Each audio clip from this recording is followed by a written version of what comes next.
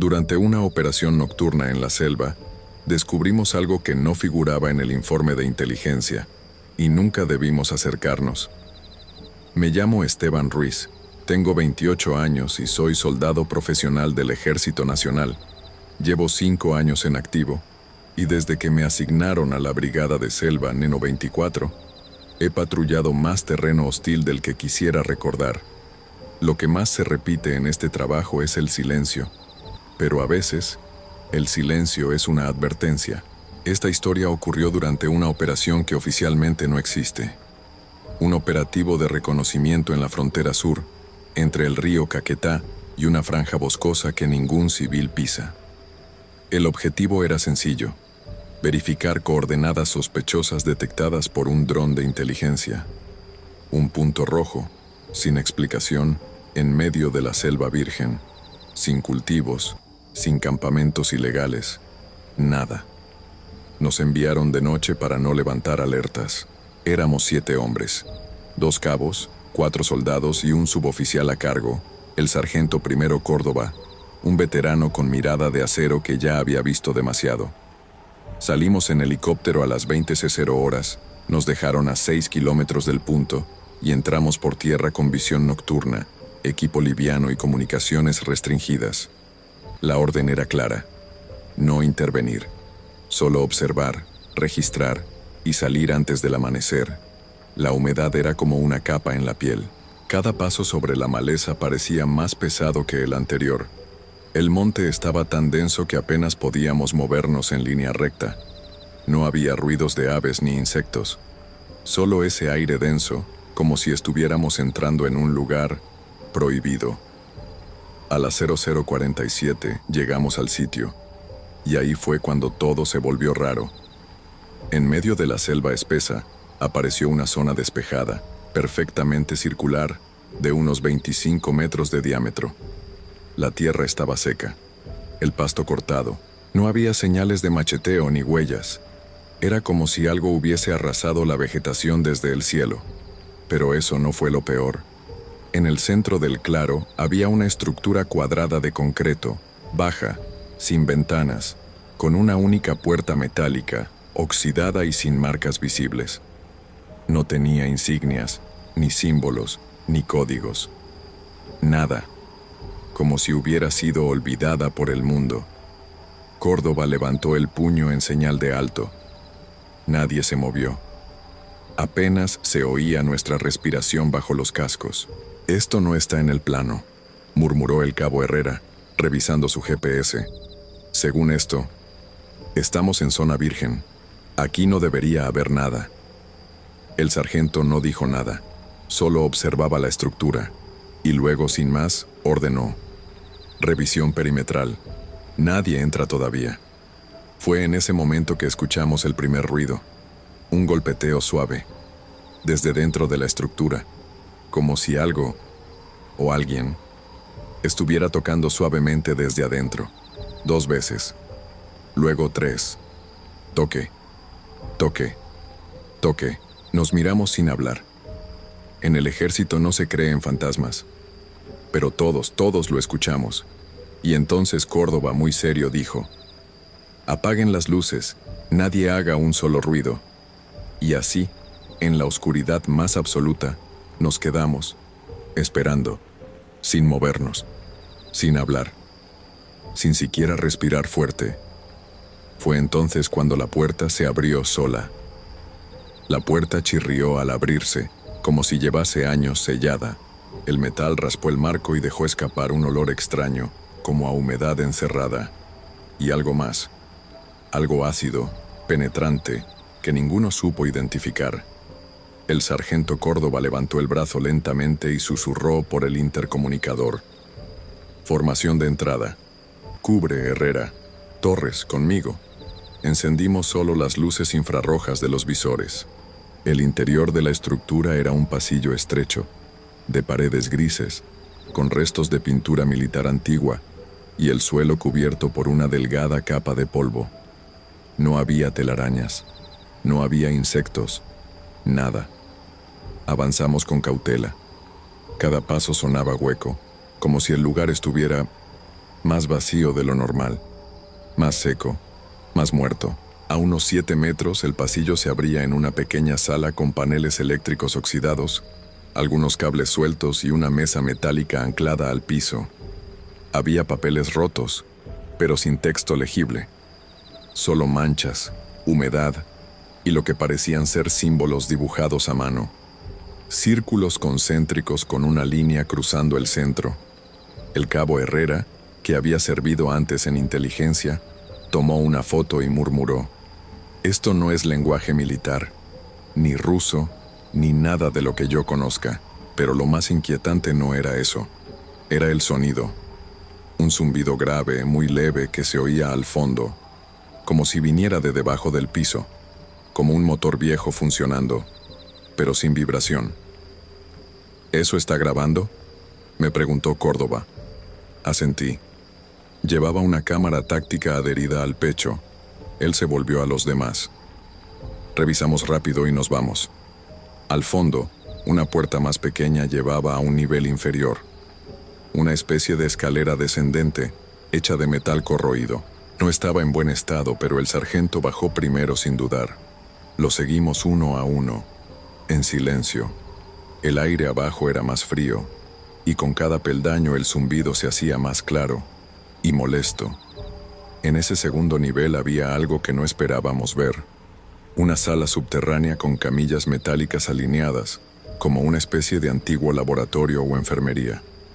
Todo estaba cubierto de polvo, pero los cristales de los focos estaban intactos. La electricidad parecía cortada, pero una luz débil parpadeaba desde el rincón más alejado, donde había un pasillo con una puerta entreabierta. «¿Hay energía?», preguntó Torres, desconcertado. «No debería», respondió Córdoba. «Este sitio no figura en ninguna base. Nadie lo ha reportado. Es como si no existiera». Nos acercamos con cuidado. En ese pasillo había huellas, no de botas. Eran marcas pequeñas, descalzas, como si alguien hubiese caminado por ahí recientemente, pero no había barro ni tierra. Las huellas estaban hechas de algo seco, oscuro, como si hubieran arrastrado los pies, dejando un polvo extraño. Herrera tragó saliva. «Esto no me gusta, mi sargento. Aquí pasó algo». Y justo entonces, la puerta del pasillo se cerró de golpe detrás de nosotros. El golpe retumbó en el concreto como un trueno. Todos nos giramos, armas arriba. «Posiciones», gritó Córdoba. Y entonces, lo escuchamos otra vez. Toque, toque, toque. Ahora era sobre el techo, como si algo caminara lento encima de nosotros, siguiendo nuestros pasos desde arriba. Nos quedamos congelados. Nadie hablaba, nadie respiraba fuerte, solo mirábamos hacia el techo de concreto, escuchando ese arrastre sordo, paso por paso, justo encima del pasillo. Córdoba señaló la puerta del fondo. Avanzamos, salimos por ahí, y lo hicimos, apuntando con las armas, cada uno en línea, cubriendo al de adelante. Abrimos la puerta del fondo, y lo que vimos del otro lado no tenía sentido. Era otra sala, pero estaba completamente limpia, iluminada, fría, como si estuviera en uso, pero sin nadie. Había una silla en el centro, una sola, con un uniforme militar colgado en el respaldo. Era un uniforme del Ejército Nacional, con el nombre de un soldado, ya dado de baja hace más de un año. Yo conocía ese nombre. Era Luis Cano, y nadie se había atrevido a contar cómo desapareció. El aire en esa sala estaba helado. La luz venía de tubos fluorescentes en el techo, pero ninguno parecía encendido. Aún así, todo brillaba con ese tono verdoso y artificial, como si el lugar se iluminara desde adentro. La silla estaba vacía, solo el uniforme colgado, camuflado oficial, botas alineadas al pie, una placa oxidada con el nombre Cano L. Nadie se movía, nadie decía nada. Yo conocía a Cano. Había sido parte de una patrulla que desapareció en esta misma región el año pasado. Oficialmente dijeron que fue una emboscada. Nunca encontraron los cuerpos, pero algunos compañeros, Los más antiguos susurraban otra versión, que Cano empezó a actuar raro antes de perderse, que hablaba solo, que oía voces, que pedía regresar, porque algo lo seguía. El cabo Herrera retrocedió un paso. «Esto es imposible. ¿Cómo está aquí?» Torres se acercó al uniforme y tocó la tela. Estaba seca, pero tibia, como si alguien lo hubiera dejado allí hace minutos. Fue entonces que la radio de Córdoba crujió. Nadie había hablado por ella. El canal estaba encriptado, solo para comunicación interna. Aún así, una voz distorsionada se coló por el altavoz. «No salgan. Ya están dentro». Todos nos miramos. Córdoba tomó la radio, revisó el canal, la frecuencia, el origen. Nada. Sin transmisión registrada. Y entonces, todas las radios del escuadrón comenzaron a sonar a la vez. El mismo susurro. «Ya los vio». «Corta esa porquería», gritó Córdoba, pero los dispositivos seguían encendidos, aunque las baterías ya marcaban 0, y justo ahí se apagaron las luces. Oscuridad total. Cada quien activó su luz táctica al pecho. El haz reveló que la silla ahora estaba vacía por completo. El uniforme había desaparecido. «¿Quién se lo llevó?», gritó Torres apuntando a todos lados. «¡Lo vieron! ¡Acaba de estar aquí!». No hubo respuesta, solo un golpe seco, proveniente del pasillo. Toque, toque, toque. Pero ahora venía desde adentro de las paredes. El cabo Herrera apuntó hacia una esquina. «Hay algo ahí. Juro que vi algo moverse». Corrió hacia el rincón y Córdoba lo siguió, pero no había nada. Solo una pared lisa, con pintura vieja y marcas de manos. Muchas manos. Como si alguien, o varios, hubieran estado arañando el concreto desde adentro. Fue entonces que Torres gritó. Lo volteamos a ver. Y estaba apuntando al techo. Una figura, una silueta humana, pegada al techo como un insecto, inmóvil, con el rostro girado completamente hacia nosotros. Los ojos brillaban con un tono blanco sin pupilas. «¿Luis?», dijo Córdoba, y entonces esa cosa se dejó caer en completo silencio, pero no hizo ruido al caer al suelo. No lo vimos moverse, solo desapareció, como si se hubiera deshecho en el aire. Nos replegamos de inmediato, armas arriba, corazones disparados. Herrera estaba pálido. «Esto no es normal, no es un sitio militar. Aquí hacían otra cosa». Córdoba parecía congelado, pero logró hablar. «Repliegue. Ya». Nos dimos la vuelta para salir por donde habíamos entrado, pero el pasillo ya no era el mismo. Ahora se bifurcaba en 3 direcciones. 3 túneles distintos, con las paredes llenas de símbolos pintados en negro. Uno a la izquierda, otro a la derecha, y uno al centro, donde parecía moverse una sombra demasiado alta para ser humana. «Eso no estaba antes», susurré. «Nos está desorientando», dijo Córdoba, encendiendo un nuevo flare. «Nos está desorientando», dijo Córdoba encendiendo un nuevo flare. Su mano temblaba, y justo ahí, al fondo del túnel central, se escuchó una voz perfectamente clara. «Esteban». Me congelé. Era mi nombre.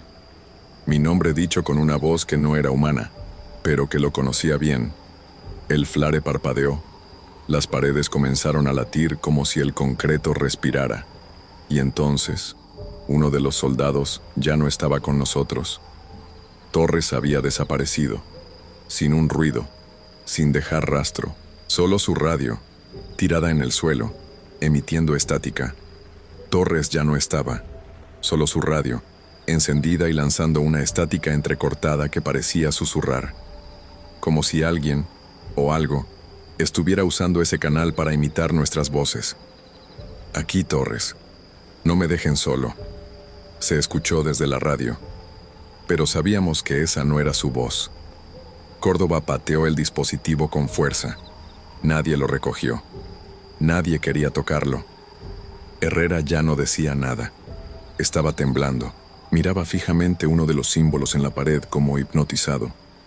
Murmuraba algo bajo, incomprensible. «Herrera, reaccione», le grité. No respondió, y entonces comenzó a caminar hacia el túnel central, sin mirar atrás, como si algo lo guiara, como si ya no fuera él mismo. Corrí tras él, pero Córdoba me detuvo con fuerza. «No, déjalo. No vamos a seguirlos uno a uno. Pero está vivo. ¿Tú lo sabes? ¿Estás seguro de que eso era Herrera?» No respondí, porque en el fondo tenía razón. Esa mirada ya no era la de un soldado. Era la de alguien vacío, como si su mente se hubiera quedado atrapada y solo el cuerpo siguiera. El túnel comenzó a vibrar. Un zumbido grave, como si la estructura entera estuviera latiendo al ritmo de un corazón enorme y oculto bajo tierra. Las paredes sudaban humedad, pero el aire estaba seco, demasiado seco, como en una tumba sellada. «Nos está separando», dijo Córdoba con voz ronca. «Quiere que entremos, solos». Nos giramos para volver al pasillo original, al punto de entrada. Pero ya no estaba allí. Donde antes había una escalera, ahora había un muro liso, sin un solo borde, como si jamás hubiese habido salida. Estábamos atrapados. «¿Dónde estamos?», pregunté. «No lo sé», dijo Córdoba. «Pero esto no es un sitio militar. Nunca lo fue». Se apoyó contra la pared y cerró los ojos por un segundo. Luego sacó un pequeño paquete sellado. Una memoria USB envuelta en plástico. Esto lo encontré en la mesa de arriba.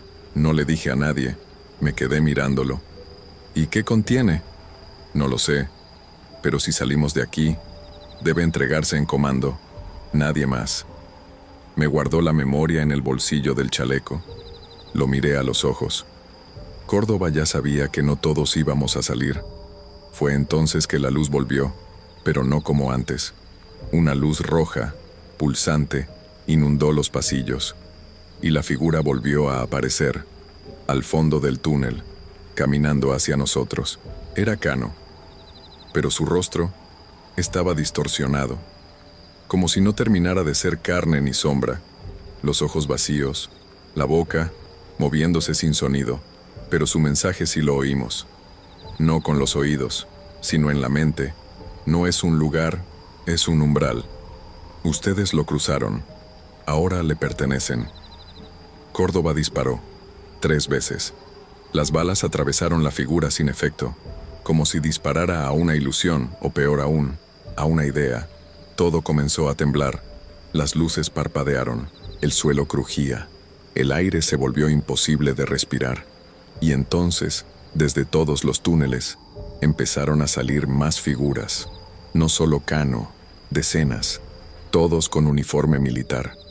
Algunos con rostros conocidos, otros con las caras cubiertas por una niebla densa, como si no pudieran recordar quiénes eran. Córdoba me empujó hacia atrás. «Corre, busca otro camino, sal de aquí». «No lo voy a dejar». «No discutas, soldado. Tú aún puedes salir». Y entonces, antes de que pudiera reaccionar, Córdoba sacó una granada de fragmentación, la activó y se lanzó hacia las figuras. No hubo explosión, no hubo sonido, solo una luz blanca. Y luego, oscuridad total. Desperté solo, en otra sala, vacía. El uniforme cubierto de polvo, las luces apagadas. Mi reloj marcaba 00.00. No había señal, no había salida. Solo un pasillo delante de mí, con una puerta entreabierta, y mi propio nombre escrito en la pared, con letras negras, goteando. Cuando abrí los ojos, seguía solo. La sala era la misma, pero algo había cambiado. Todo estaba polvoriento, como si hubieran pasado años. La pintura se caía a pedazos, el aire era espeso, y los tubos fluorescentes colgaban del techo como ramas secas. El lugar ya no vibraba ni susurraba.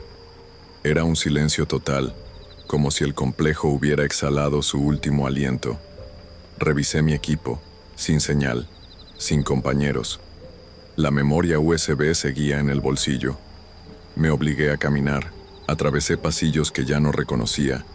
y puertas que crujían como si nadie las hubiera tocado en décadas.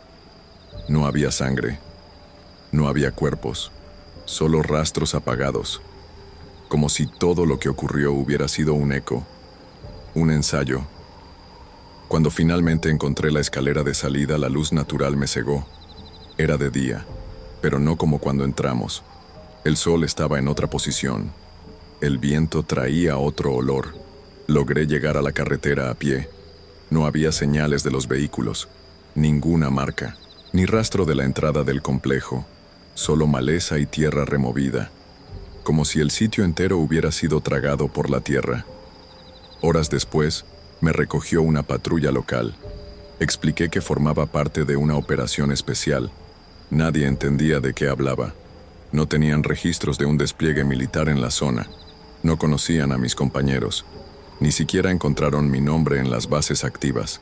Tuve que insistir para que me llevaran a un puesto.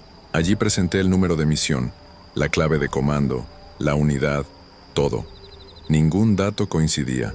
Según sus registros, yo llevaba desaparecido 5 días. 5 días. Pero para mí, apenas había pasado una noche. Quise mostrar la memoria USB, analizarla, entregarla. Pero el técnico que la conectó solo pudo decirme una cosa. Está vacía, no hay archivos, solo un código extraño repetido miles de veces. Me mostró la pantalla. Eran letras sin sentido, hasta que vi una palabra que se repetía entre los símbolos. Umbral. Después de eso, me dieron licencia médica. Me evaluaron psicológicamente. Dijeron que fue una crisis traumática. Que a veces la mente crea explicaciones para lo inexplicable. Que el cuerpo sobrevive pero la conciencia se protege. No volví a hablar con nadie de la unidad. No sé si alguno salió. No sé si alguno fue real. Pero algunas noches, justo antes de dormir, la radio vieja que tengo en mi cuarto enciende sola, y una voz, que se parece a la de Córdoba, dice mi nombre, no con odio, ni con miedo, con tristeza, como si aún estuviera allá abajo, esperando a que regrese por él. Ahora que lo conté, alguien más lo sabe. Tal vez eso sea suficiente, tal vez no. ¿Y tú, cruzarías un umbral del que no sabes si vas a volver?